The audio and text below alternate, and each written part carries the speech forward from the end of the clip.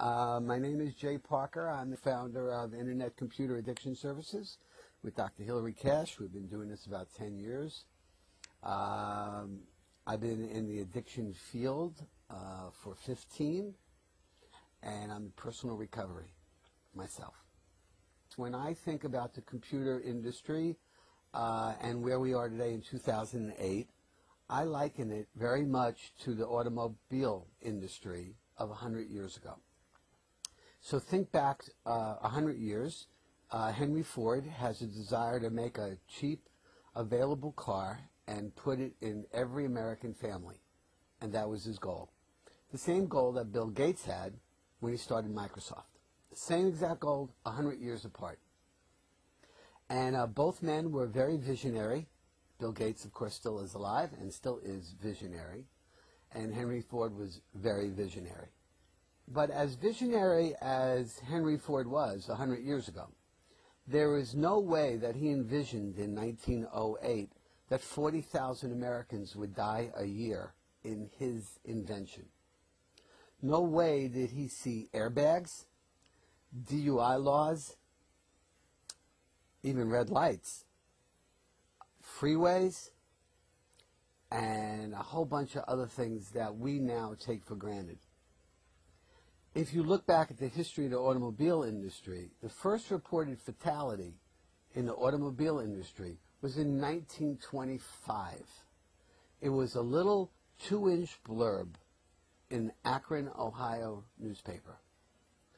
Now, all these years later, when you buy a new Lexus or a new SUV and they hand you the keys and you drive off that lot, it's implied in our consciousness that you could die in that vehicle. Now, I'm not suggesting that we return to horse and buggy, but it's now in our consciousness that people die in automobiles. Well, Bill Gates created this wonderful industry and created this availability of every person, not in just country, but even worldwide, to have access to the internet and computer. No way did he envision that Sean Wiley, 7 years ago, would be playing EverQuest for 36 straight hours, have a psychotic break, and blow his brains out. He could not envision that. He could not envision predators on a computer. He could not envision marriages blowing up because of infidelity created through a chat room on the computer. There was no way he could have envisioned that. Just like it took 30, 40 years for it to seep into American consciousness that there's a downside to automobiles, it might take just that long for it to seep into the American consciousness that there's a downside to computers. I personally think 20 years from now, we won't be having this dialogue. Just like we don't have a dialogue that people could die in cars. That dialogue doesn't happen anymore. I think that's, just looking at it historically, from a sociological standpoint, between the automobile industry and the computer industry, I think that's about where we are now. I think we're at 1912. You know, maybe 1920. People still didn't see cars in any negative light in 1920. People still see the computer as harmless, as positive, as educational. As a culture, we just don't see it as a downside. Now, it's interesting because the concept of a predator is starting to seep into people's awareness, that a pedophile could get on a computer and find your child. That's about the only awareness that's out there. But it's interesting because the pornography, which now you don't need a credit card to purchase pornography. Pornography is free on a computer, is a much greater risk to kids than the predator, than the pedophile.